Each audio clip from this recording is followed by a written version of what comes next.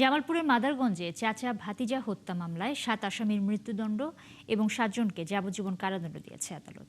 দুপুরে জামালপুরের অতিরিক্ত জেলা ও দায়রা জজ প্রথম আদালতের বিচারক মোহাম্মদ নেজিয়াম উদ্দিন এই রায় দেন।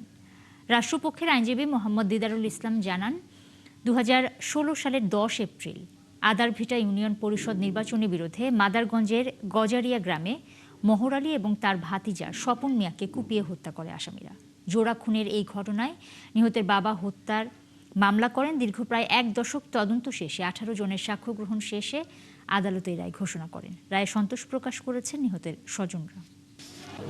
কুকুরমারি গ্রামে ভানু মিয়ার পাট কেটে হত্যা করেছে, যার প্রেক্ষিতে আদালত আসামি ৭ জনকে দণ্ডবিধির ৩০২ ধারা মোতাবেক মৃত্যুদণ্ডে দণ্ডিত করেছেন এবং বাকি ৭ জনকে যাবজ্জীবন কারাদণ্ডে দণ্ডিত করেছেন, তোর সঙ্গে জরিমানা করেছেন। এবং এই বিচারে আমি খুশি এবং সন্তুষ্ট।